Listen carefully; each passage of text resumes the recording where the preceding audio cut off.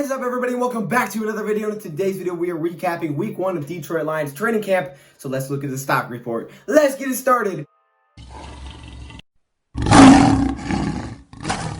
Welcome everybody to another video. Glad you guys are here. Today, we are back and discussing some more training camp. And now that today is off, okay, no training camp for the Detroit Lions today on Monday.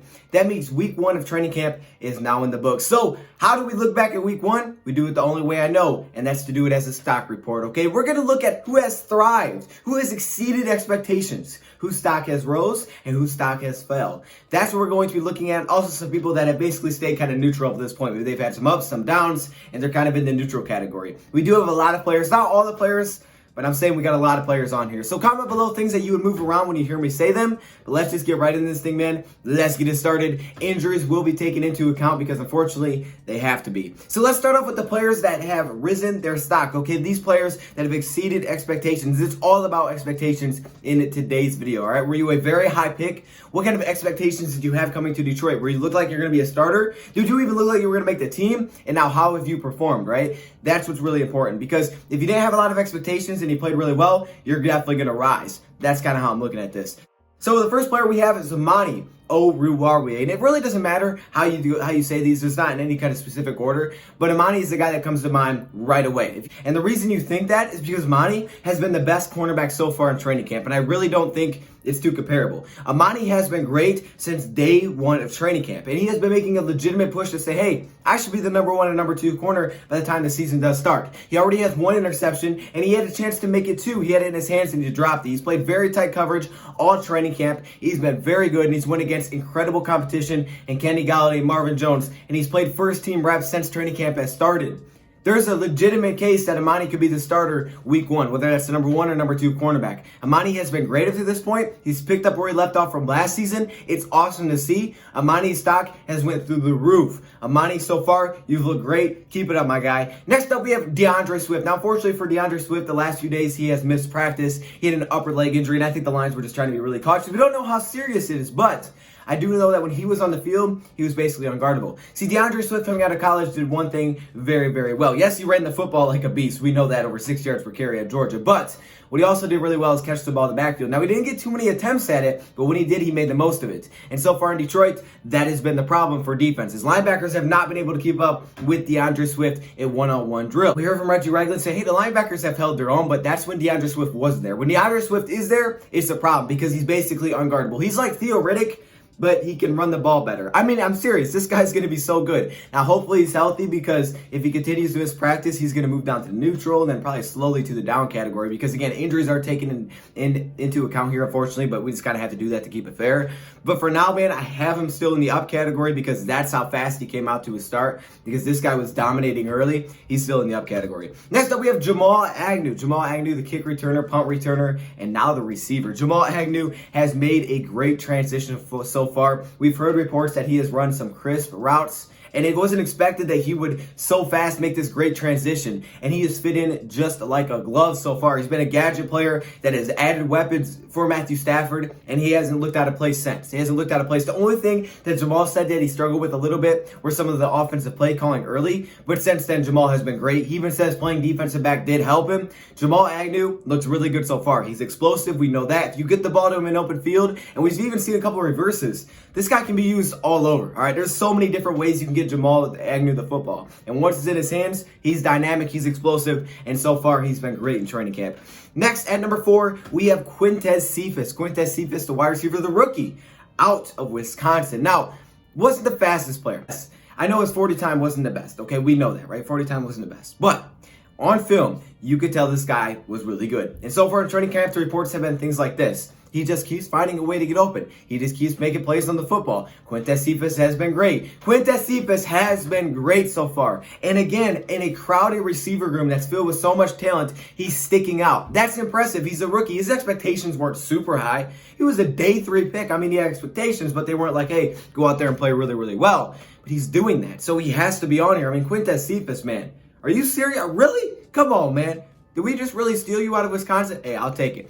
Now, at number 5, we have Kerryon Johnson. Now, some people may be thinking to yourself, Kerryon, I don't know about that one because the injuries that the Lions have set off. He's wearing the right knee brace. Yes, I'll give you that. All right, and the Lions did give him an off day Wednesday. But when he has been on the field, what surprised me the most, and what's actually made me the most happy about Kerryon Johnson, is he has improved his ability to catch the ball out of the backfield. He had a huge grab in the Detroit Lions play-by-plays that put him at the 1-yard line. Kerryon Johnson's ability, which we've seen in some, little highlights that we've gotten, to catch the football has been huge for him, okay? I know he can run the ball. I know he can. Now, can he stay healthy? That's the big question. But so far, he's been relatively healthy in training camp. They've given him some off days, but he's been relatively healthy. His attitude is great. I love everything that Kerryon is doing right now.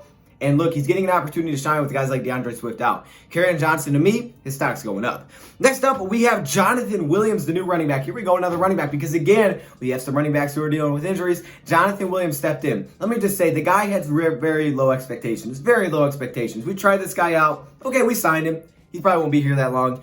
He's been here a little bit longer than I would have initially thought. I'm going to be honest. And so far, he's been really good. I'm thinking to myself, hey, hold up. This guy is actually pretty darn good for the Detroit Lions. Jonathan Williams might make the team because he's healthy and he's doing what he can do. This guy is great up a contact. He breaks a lot of tackles. He never stops running. He's a tough runner, all right? He's just hard to bring down. And he can do everything. He can bring everything to the table. Jonathan Williams stood out at times. Had some great flashes with Indianapolis. Oh, snap. Jonathan Williams might make the team. And if he does that, that will extremely exceed expectations. Now at number 7, we have Jonah Jackson. Again, these aren't in any specific order. But number 7, I went Jonah Jackson. Jonah Jackson so far exceeded expectations. I mean, a little bit. Actually, it depends. It depends what your expectations were, okay? He was a 3rd-round pick. One of our rookie guards that looked like we're going to start. I was hoping at least one would. And so far, Jonah has started since day 1 in training camp. So for me, I look at that and I say, yes, that's exceeding expectations. Now, I thought he would eventually start at some point anyways this year, but to do it already, and it hasn't looked like he's shown any signs of, hey, yeah, maybe he's not going to start. He's going to start. All right, he's like one of the rookies out there that have pretty much solidified a role, it seems like, already on that offensive line. With some veterans. I mean, he's competing with Wiggins, Dahl. You got all these guys to compete with. Well, Dahl's probably going to be left guard. You're still competing with Wiggins, Ibushi, Stenberg. And he stepped in. He's like, you know what? No, this is my role. This is my role. I mean, yeah, I'm a rookie, but it's my role. And I'm looking at him saying, Jonah, I see you, my guy.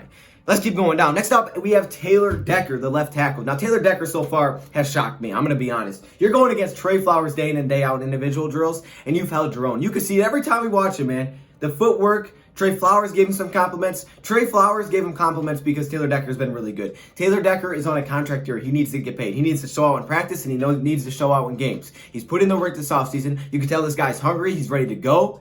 And hopefully he protects Matthew Stafford. But what we've seen so far is that he will. He will, because he has shown that he has had really any problems with Trey Flowers. And Trey Flowers is a very skilled pass rusher. So looking at Taylor Decker, his stock's going up, man. Let's continue down to number 9. We have Jalen Reeves-Maybin. Now this one I think has slowed down a little bit since the beginning. But what we did see from Jalen, we haven't heard anything bad. What we saw since the beginning is that Jalen could have a bigger role this year. And that's big, because I didn't know if Jalen would even make the team with the addition of Elijah Lee. I'm not going to lie. I didn't know if he would. He's a special team specialist. And we brought in Elijah Lee, who does that kind of thing, same thing. But what I've seen from Jalen is his ability to get to the quarterback. He's utilizing blitzes. He has the athleticism to cover, and he's a very smart linebacker. And at this point, I think this is kind of where you take off as a linebacker. He could play a way bigger role this season than maybe we would have thought, and he could be definitely a big pass rusher for the Lions that I just wouldn't have saw coming. Jalen Reeves-Maybin, I think your stock's going up, my guy. Next up, we have Deshaun Hand. Deshaun Hand has improved his ability in pass rush.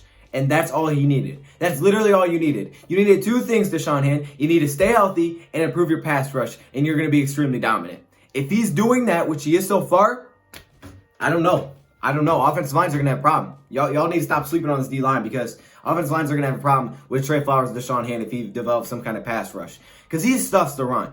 And he never stops turning. I mean, he's always getting to the quarterback. His energy is phenomenal. And when he's healthy, he's a game changer. All right? He's an impact player. And if he's healthy with Trey Flowers, which Trey Flowers hasn't had, that can open up Trey Flowers and more blitzes. Deshaun Hand is talented. He's young and he's very talented.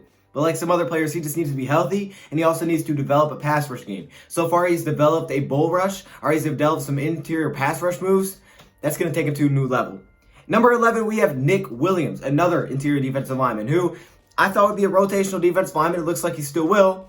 He's played pretty well. I mean, honestly, he's kind of just hopped off from last year, and he's like, you know what? We're going to keep this train rolling. I've had too long where I haven't had an impact on an NFL team. We're going to keep this thing rolling. You believed in me. You gave me $10 million for 2 years. You gave me more than Danny Shelton got. You believed in me. So I'm going to make the most of it. That's what I like to see out of you, Nick Williams. At number 12, we have Jared Davis. Jared Davis, man. Now, Jared Davis, I do have a little bit of concern. I think you could almost put him in the neutral, and I wouldn't have a problem with that. My concern here is I haven't heard a lot about his pass coverage. But Jared Davis, the guy's motor is ridiculous, all right? This guy's motor is incredible. the way that he has put on the muscle this offseason, this guy just wants to go get it, right? He's just learning and he's trying to go get it. We've seen him line up at different spots. I don't know what the heck his role is going to look like next year, but I think it could look a little bit different. But he's explosive as heck, explosive as ever. The guy is a run stuffer. He's a run popper. I'll say that because he pops you, okay? He's not going to bring you down. He's going to pop you. He's going to drive you back. That highlight that he had near the goal line was incredible. That's Jared Davis at his finest. Davis, if you improve that pass rush a little bit or you improve the pass coverage, oh, snap. Watch out. That guy could have a big role, and he could potentially find himself a future with Detroit. At number 13, I have TJ Hockenson. We just have a few less. TJ Hockenson here has been almost the most dominant player you could say offensively. I mean, I think you can make that case that he's been that dominant. Safeties have had really tough times with him. J-Ron Curse, Tracy Walker, Will Harris. They're struggling to cover TJ Hockenson because here's the thing. In 2019 training camp, TJ Hockenson was great. He catches the ball. He could do everything we were expecting. But he wasn't very big, right? He had to put up some muscle. He had work to do. This offseason, he did that. And now the dude looks like a linebacker. And he's still playing the same way. I really don't know how you're going to stop TJ. See, we say, hey, he needs to have a bounce-back breakout year next year. But I went through the stats. I did a video on him. He wasn't even that bad in year one. And a lot of it was because of injuries. The guy matches up with a lot of the best tight ends in terms of their first-year production. Oh, my gosh. TJ could be a problem next year. I'm serious, man. There's just so many weapons. I mean, I think the only thing that goes against TJ next year is how many weapons we do have because there's so many guys that's going to get the football. But TJ Hockenson, another piece of that puzzle, is going to be way more efficient.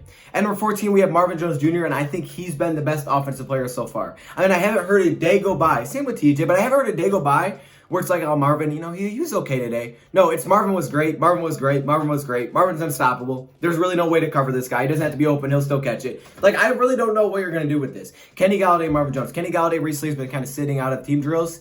But with Marvin Jones, I mean, your expectations are extremely high coming into the season because we've seen it. So you got to show me something completely different to be on this level. And you have. And it's like, dude, you have to be here. And the last person I have here is Will Harris. I think there's some other players that can be here, but I went with Will Harris. Will Harris play a lot of first-team reps. And I don't know if he's going to get that next year, but I think we're going to play a lot of 3 safety sets. And when we do, he'll be one of those safeties on the field, especially now that J-Ron Curse is suspended for the first 3 games. He's going to play in the box, going to get a different role. And he's getting some work in there with Duron Harmon. I think that's a strategic move. I don't think he's going to start over Walker. I think it's strategic, though, for Matt Patricia to give him opportunities now because they know what they're going to get out of Walker. With that being said, Will Harris, you're still getting first-team reps, so he's coming under the stock up. Now, those are the 15 players. Some definitely have risen more than others. Now let's go to who's neutral and who's down. Not every player is on here, but I know you're probably like, dang, there's a lot of guys on here. We're gonna fly through the neutral, okay? We're going to fly through these last ones. Neutral, I have Reggie Ragland, okay? Yesterday I had a pick 6 with one hand. The guy's energy is unbelievable, but it was just yesterday. Up to this point, I really haven't heard anything, so I'm going to put him in neutral. Jelani Tavai, I think you can really make a case to put him in stock up. Tavai had an interception really early in training camp, like right at the beginning. And Jelani Tavai, haven't heard a ton about him since. I think you can make the case he's up here because, again, recently in practice, he had an opportunity to have another interception. The ball just went right through his hands. He's finding passing lanes, and that's what's going to make him dangerous. Kenny Galladay, the expectations are through the roof. So, I mean, you would have to did something that I'm like, okay, I had never seen that before in football. And he really hasn't because, that's something I've never seen before. Plus, he's been out of team drills, so I have him in neutral. Jeffrey Okudah, again, very close to being in the up category. I would say recently he'd be up. For the entire week, I'm going to have him in neutral because he came off to a slow start. It slipped, all this stuff. It was kind of tough. It could have been equipment, which someone said. It was kind of tough. However, he has bounced back in a huge way. An interception on a free play, an interception. He played great the day before, but now an injury. So I'm going to leave him at neutral for now. Matthew Stafford, like Kenny Galladay, his expectations he has the highest expectations on the team, okay? He sets the tone for this team, and he's thrown a couple of interceptions late. That's got to be cleaned up, but it happens. We've seen it every training camp. Every player does this, okay? Patrick Mahomes threw a dang interception Reggie Ragland last year. Happens to everybody. Matthew Stafford, however, it would have been really tough for you to get in the up category. He's still been great. Logan Stenberg. I was hoping Stenberg could possibly step into left guard role. And I'm not saying it's impossible. It's only been 1 weekend, and he probably won't start the season there, but he could at some point. As of now, I'm going to put him in neutral. He's competing. He's playing a couple of different spots, so that's nice. He could be the backup center, which would be kind of cool. That ability is going to be nice. Desmond Trufant. Held out of basically team drills every single day. So I really can't put him in the up, and I don't want to put him in down because he hasn't done anything wrong. It's just he hasn't practiced a ton. I mean, there's some of these guys where, he's still doing individual drills. So he's not like he's completely out. I think he's just getting veteran rest, to be honest. Ty Johnson. I haven't heard anything crazy about Ty Johnson earlier. A lot of these guys we just haven't heard a lot about, so it's unfortunate. They could be on the up or down. But Ty Johnson, I haven't heard a lot about him, to be honest. He stepped in, though, with some other running back injuries that we'll talk about in a second. And he's played, I guess fine, because we haven't heard anything bad about him. Danny Shelton has had a couple of days where we've heard, some flashes of his ability to get to the quarterback and his ability to stuff the run. I think it needs to become make more of a consistent thing to be in the up category. But Danny Shelton, I think he's solidifying his nose tackle role as a starter. Big V's had some good, had some down. Okay, he's had some up, had some down, had some up, had some down. Some days he's like, oh, he's dominating, he's tough to get by. And other days it's kind of like, okay, he was a little bit rough today. A couple guys got by him. So for me, I think Big V's in the neutral category. Jamie Collins, expectations incredibly high. He's like a coach on defense, and we haven't heard about much of him at all. I've only heard about him like one day, and that was saying that he was a coach on the field, and he was just knocking down a whole bunch of passes over the middle. I got Jamie Collins in the neutral category for now. And finally, we have Tracy Walker. Tracy Walker playing with the second team a little bit, but Tracy Walker has been apparently dominant in coverage, so I'm going to give him neutral. Now, finally, we have the players that are in the down category. And I'm going to be honest, a lot of these are because of injuries. Not necessarily their fault, but injuries do play a factor because the best ability is availability. All right, Jason Huntley comes up first. Jason Huntley hasn't been in practice a lot and has dealt with some injuries in practice. And one day he had 3 botched punt returns. That's a little bit concerning. I don't know if he's going to win that role. So I don't know. I'm just putting Jason Huntley in the down category for now. Hunter Bryant had to deal with an injury against a good pass against Jalen Elliott. He struggled to pass block, which was his problem coming out of college. He's shown flashes in the passing game, so he just needs to be healthy and improve a little bit on that blocking. There's no hate against any of these guys. These guys are going to bounce back, I guarantee. These are 2 talented players. All of these guys are talented. But, they maybe just haven't exceeded expectations yet. Plus, I had to get some players. They're going to have nobody on down list. You guys would be like, what's wrong with you? Julian Aquarius here. Julian had a very slow start to practice camp. Definitely came on a little bit of late. Kevin came on a little bit of late. So maybe you could put him in neutral. I just put him in down for now. Just for now. But that'll definitely change by next week. I guarantee it. Austin Bryant's been the down because we haven't seen him at all. Austin Bryant's been injured basically the entire offseason. And that's super unfortunate. This guy had a chance to be great this year. And I think he still has that chance. We just need to see him get healthy. So hopefully everything is okay with Austin Bryant. Really don't have any updates on what's going on with Austin Bryant. Kenny Wiggins. Okay, this one's basically because Lomas Brown said he thought he could step into that starter role and he hasn't. So I'm going to give Kenny Wiggins the down here. I don't know. That's just because of what Lomas Brown said. Bo Scarborough. Bo, again, dealing with some injuries. A lot of people have him in the down category because he shocked a lot of people last year.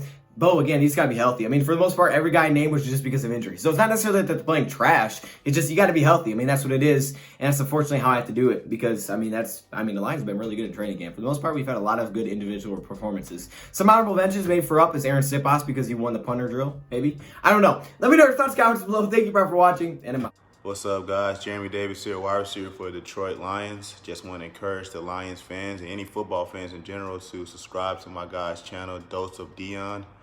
He has a lot of details on terms of his opinions on the Detroit Lions football team in terms of free agents, mock drafts, trade talks. Very intriguing. So yeah, give my man a subscribe and check it out.